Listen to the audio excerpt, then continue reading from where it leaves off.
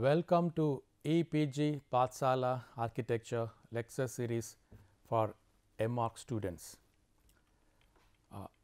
In this lecture, we are going to see about wind energy and small hydro as part 1 of this lecture.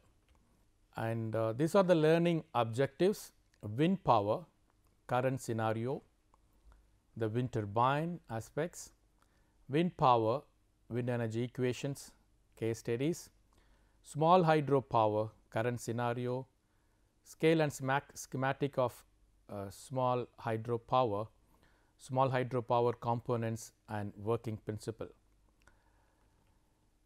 This is about the wind energy. So, when we think about wind energy, and people think it occupies large area and it needs a lot of land and the cultivation may be affected. It is not at all. So, underneath the wind turbines we can have the form like this. So, the cultivation may not be affected and the irrigation cannot be affected. So, underneath the wind farm we can have usual cultivation without affecting it. And this is about the current scenario with respect to wind energy. Wind energy installed capacities about 28,082.95 megawatt till September 2016, which is remarkable, and we keep a 4th position in the world in terms of wind energy installed capacity, and the number 1 is China, and followed by US and Germany and India. So, India has installed and 28,000 plus megawatt capacity, and among renewables it plays a vital role, and entire renewables through which we could generate say 45,916.94 megawatt of electricity, and out of which and 60% is from wind energy in the Indian energy scenario. And among all renewable energy sources, wind is playing a vital role.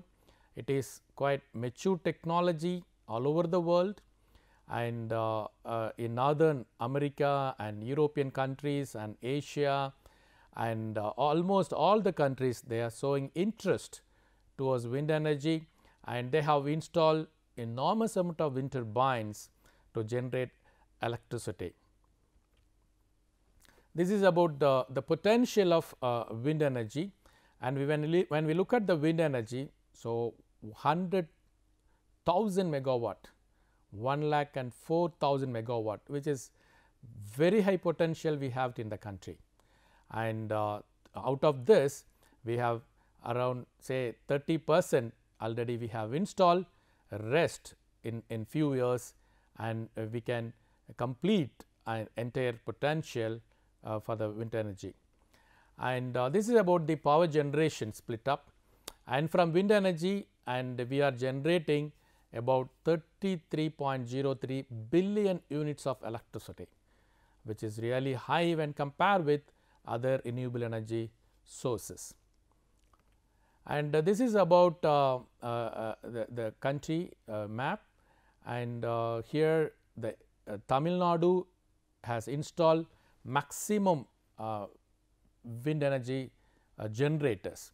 7,000 plus megawatt is from Tamil Nadu, and it is pioneering state in the country, and followed by and Rajasthan and Gujarat, and they have installed reasonably good amount of wind turbine generators, of course, and Maharashtra is also picking up, and again Karnataka and Madhya Pradesh, and they are all picking up in terms of installation of wind energy systems.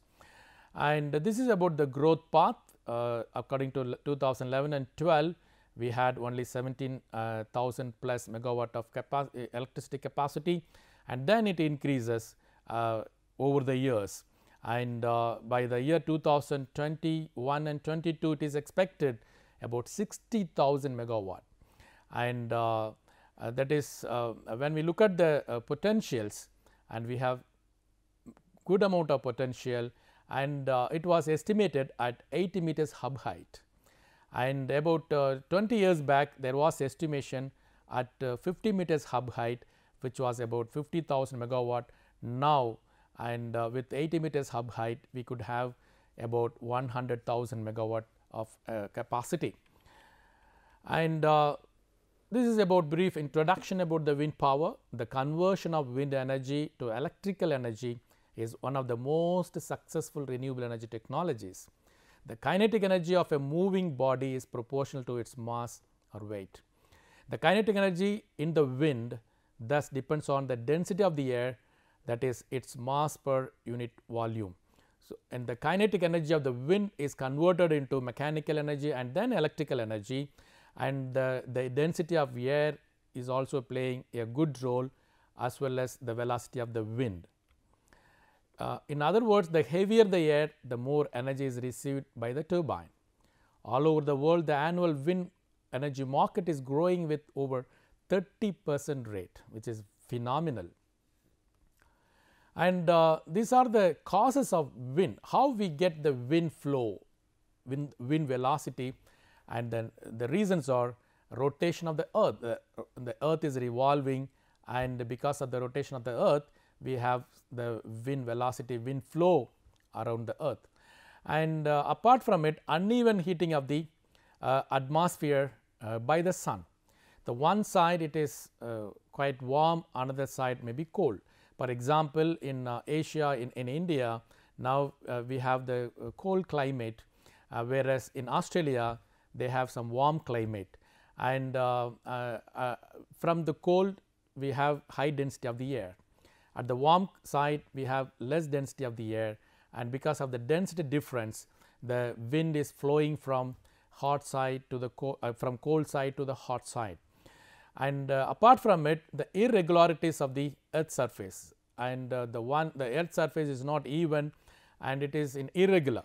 It is advantage. Because of that we get wind flow pattern, and because of the mountains and valleys, and we get the wind flow across it. And here you see some cold air upon the sea side and warm air on the land. So, from sea side to the land side the wind is flowing, because of the cold the density of the air is high, and because of the warm condition the density of the air is low, and from higher density to the lower density the wind is flowing. And this is about the distribution of wind speeds. At a given location the wind speed varies over a day and over different seasons. The wind velocity, the wind speed may not be uniform throughout the day, and morning we have one speed, and afternoon maybe another speed, and evening maybe other speed. Like the speed will be varying throughout the day, and same way different seasons. For example, in India, particularly the southern part of Tamil Nadu, in the month of May, June, July till August we have very good wind velocity. At the same time, the month of December and January up to February we have very poor wind velocity. So, because in the seasonal, it is also seasonal, and not only that, and even in one day, in 124 hours we have different wind speed. The power extracted from wind turbine depends on the cube of the wind speed, and the histogram presents the probability of wind speed to be in certain limits. It can also be presented in the form of number of hours. The total hours in 1 year, that is 365 into 24, it is about 8,760 hours. And this is about the wind speed histogram, and here you see the hours in year, and here the wind speed, that is meter per second, and from 4 meter till say 19, and this is very good wind speed. And if it is less than 4 meter per second, and with that wind velocity the turbine cannot be operated, that is minimum cut-in speed, it is about 4 meter per second. Same way above 17 meter per second, and that is about cut off. So, after that, so it may not be useful, and only from 4 to 17, and this is very good region, and before we install the wind turbine generator, and we have to get the meteorological data and annual wind speed we have to assess, and how many hours of 4 meter per second wind speed or 7 meter per second wind speed or 10 meter per second wind speed, and so how many hours we have for different wind speed pattern. So, these kind of meteorological data is necessary before we install the wind turbine generators. And this is about Beaufort scale, and the force is given from 0 to 12, and this is about the strength. When the number increases, the intensity is also increasing and the speed is increasing kilometer per hour, and these are the various effects is given. For example, 0 force means it is very calm, and 0 to 1 kilometer per hour, and smoke rises vertically, the effect is not that much. Light air, and the force number is 1, and speed is about 1 to 5 kilometer per hour, and smoke drifts slowly, and it goes on like that, and we have various forces and strength and the speed limit, and then various effects of it. This is about height above the surface, and this is about the wind speed increasing factor, and when the height increases, and the wind speed is also increasing. So, when we go up and up, we get very good wind velocity. So, that is why the hub height should be maximum. So, when we increase the height, we get more wind speed, and when there is more wind speed, we get more output. And some environmental issues, and it creates noise pollution because of mechanical components, particularly the gearbox, and it gives aerodynamic noise. And the wind turbine produces electromagnetic interference when placed between radio, television stations, etc. It reflects some electromagnetic radiation, and these are all some environmental issues, and it creates noise pollution, of course, because of the gearbox, and sometimes it will affect the electromagnetic radiation, and it may affect the telecast of radio and TV. And it also produces visual signing because of reflection and refraction, which depends upon the turbine size and number of turbines in wind farm design, etc. And yes, and when you look at the big wind farm, and it creates some visual shining effect because of the reflection and refraction. And safety consideration for, like, because of accidental breaking of a blade. If the blade falls down, it creates huge accident, because it's such a long blade, about over 80 meters long, and if it falls down, it creates accident, and fatal collisions of birds caused by rotation of turbine blades. When the turbine blades are rotating, it may kill the birds, and these are all some environmental issues. And the selection of site for wind energy conversion system, and before we select the system, we have to see the availability of anemometry data. So, throughout the year, what kind of wind speed it is prevailing, and we have to have the anemometry data. Anemometer is used to measure the wind velocity and high annual average wind speed, and in that particular location, throughout the year we have to have the data, and you should have high annual average wind speed, and wind structure at the proposed site, and altitude of the proposed site, what is the height of the proposed site, terrain and its aerodynamic in nature, and local ecology, and all these parameters have to be considered when we select the suitable site for the installation of wind turbine generator.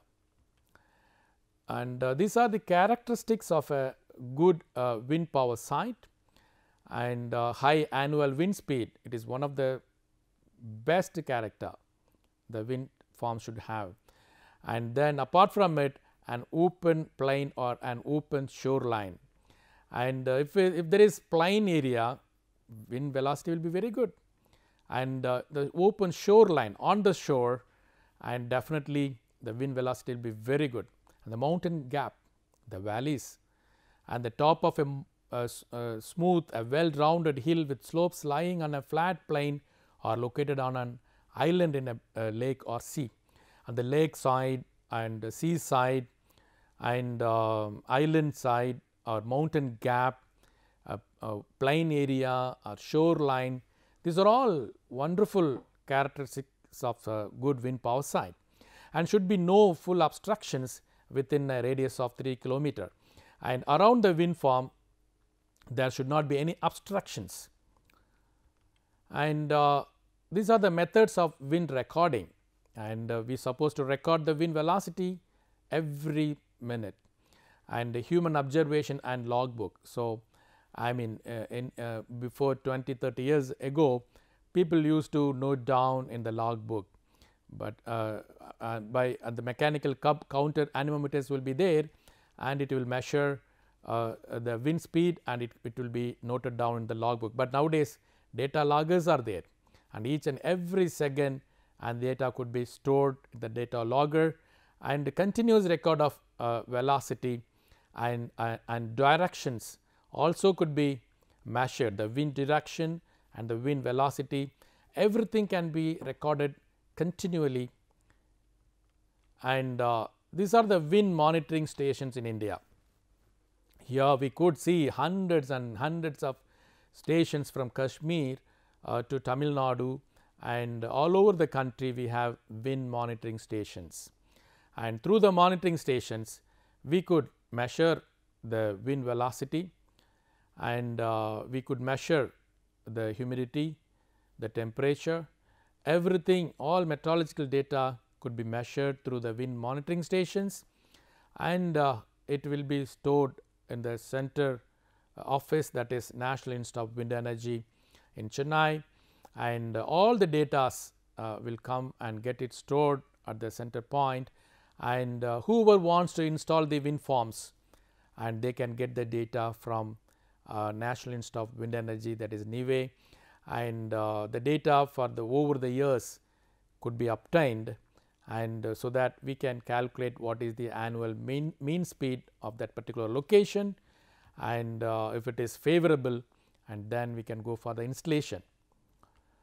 And this is about the wind resource assessment, and the wind power classes are mentioned here 1 to 7, and the wind speed, the number 1 class, that is 0 to 5.6, and for the class number 2 it is 5.6 to 6.4, and it goes on till 7, and 7 8.8 to 11.9, and for the various classes and the various wind speeds are given, and the wind power density at 50 meters height, that is watt per meter square, and 0 to 100 when the class is 1, and the class is 2, it is about 200 to 300 watt per meter square, that is a wind power density. When the speed is 5.6 to 6.4, it is marginal. So, the poor, this is poor site, we cannot take this site, and this is marginal, okay, above cut-in speed, and the wind power density is also reasonable. So, marginally the site is good. The third class, it is fair, and fourth class, it is good site, and the wind speed is always 7.0 to 7.5, that is wonderful, and excellent site number class 5, and wind power density is about 500 to 600 watt per meter square. Outstanding when the wind speed exceeds 8 meter per second, and when the wind power is density is about 600 to 800, very outstanding site. If the wind speed crosses 8.8 and up to 11.9, when the wind power density is 800 to 2000, it is superb site. And according to the wind speed and wind power density, and so we have to choose the right location, and from 2 onwards it is the right location, but then the last 3 or 4, it is really wonderful sites. And this is about the wind power. Wind power is directly proportional to wind velocity, V cube. Theoretical available power, that is the power that is equal to half rho A V cube. This is the empirical relation for wind power. P is half of rho A V cube. It is derived from the kinetic energy, and the P is the power in watts, and rho is the density of the air kg per meter cube.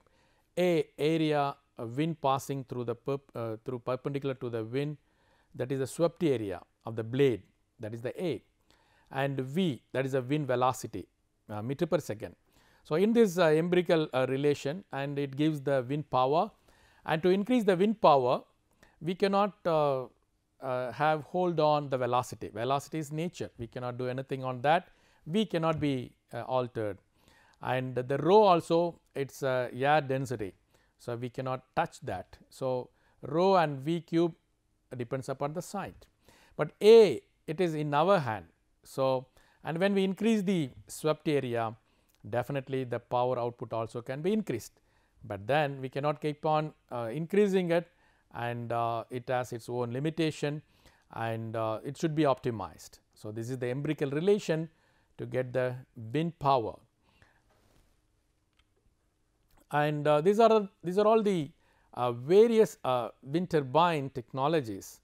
Wind turbine converts the energy of the wind into electrical energy, converts airflow into mechanical motion, and gives the electrical power.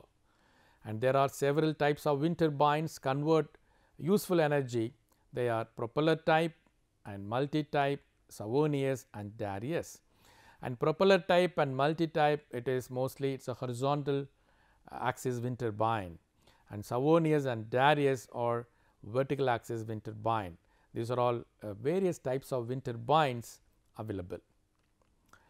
And this is about the vertical axis wind turbine, and this is the shape of the blade, and I mean all the controls are closer to the ground, and when the wind flow hits the blade, it revolves, and wind direction is does not matter here. From any direction wind can flow and it can revolve. So, that is the main advantage of vertical axis turbine is, and any direction the wind can flow and it can revolve either direction, and of course, we can go for lower capacity turbines, and the maintenance is easier because all operations are closer to the ground, and we can have less capacity machines. And this is another type of vertical axis. We can have various designs, and these are all vertical axis type, various types, and here there are different kind of blades and various categories of blades. People kept on varying the design, and they change the material and they change the design to get maximum efficiency of it. So, in the vertical axis wind turbine, and these are all several blades are being used in the vertical axis wind turbine.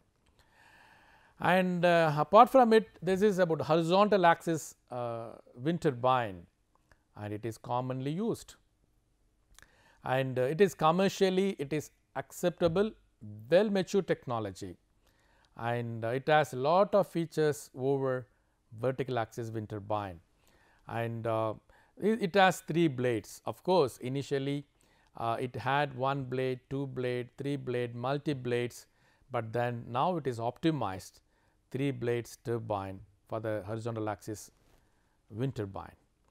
And here about various types of horizontal axis wind turbine blades, and this is single blade and double blade and 3 blade and multi blade and upwind and downwind, various designs people designed, and apart from all these designs, 3 blade types, and this is the best type, and it is optimized one, and nowadays it is acceptable, and all over the world the 3 blade turbine, the horizontal axis turbine is being installed for the electricity generation. And this is about the little comparison between the vertical axis and horizontal axis wind turbine. The vertical axis, it is less efficient when compared with the horizontal axis, does not depend on wind direction. Wind direction, it may be from any direction, it accepts the wind velocity. it needs less starting torque, and these are the main aspects of vertical axis wind turbine. When we look at the horizontal axis wind turbine, it is highly efficient when compared with vertical axis wind turbine, and it is oriented towards the wind direction. So, and it will be, the hub will be turned according to the wind direction, and which is operated by yaw mechanism. There is yaw mechanism, it is incorporated in the horizontal axis wind turbine, and according to the wind direction, the hub, the blade, the face of the hub, all front side of the blade, it will be twisted according to the wind direction, and high starting torque it requires. And here offshore features as applicable to horizontal type, and it is situated in the offshore, and it receives very good wind velocity because there is no obstruction, no trees across, no buildings across, and it is exposed to the open air, and it receives very high wind velocity, and it is situated in the sea, that is called offshore. Of course, the sea level is shallow, particularly the Mediterranean Sea. A lot of European countries have installed their wind turbines in the sea, that is offshore, and again it is horizontal axis wind turbine. And these are some of the advantages of vertical axis wind turbine. And the vertical axis wind turbine, it does not need the yaw mechanism, and it can be located nearer to the ground, and making it easier to maintain the moving parts, and have lower wind startup speeds compared to horizontal axis wind turbines. May be built at locations where taller structures are prohibited, can be mounted on rooftops, mesas and hilltops and ridge lines. And the main advantages of the vertical axis wind turbines are, and it does not require any yaw mechanism because it accepts any direction of wind speed. The wind can come from any direction it accepts, and all the controls are located closer to the ground, so the maintenance is easier, and it needs only the less startup wind speed for the operation, and it can be mounted on rooftops of the buildings, and this is mainly for low capacity turbines.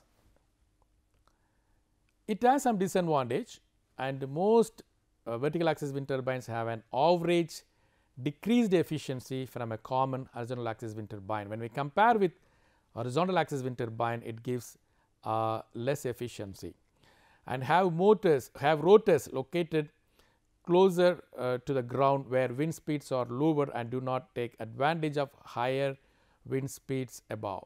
And here, and since it is closer to the ground, and it cannot have access with high wind velocity, that is the main disadvantage. An advantage of horizontal axis wind turbine, the taller tower base allows access to stronger wind, and the horizontal axis wind turbine has tall tower, it has access to the stronger wind. It is high efficiency when compared with vertical axis, commonly used to produce electricity. It has some disadvantage, and massive tower construction is required to support the heavier blades and gearbox and generator.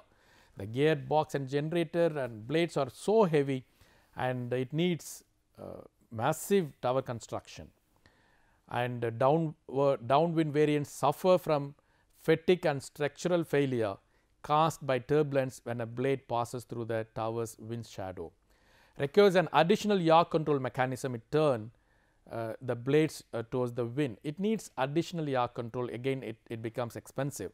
Requires a braking or yawing device in high wind speeds to stop the turbine and from spinning and destroying. These are all some of the disadvantages. In this lecture, and we have seen various types of wind turbines, and what kind of say velocity is required, and the comparisons of horizontal axis and vertical axis wind turbines, and advantages and disadvantages of horizontal axis and vertical axis wind turbines, and everything is being covered in this particular module, and thank you for listening.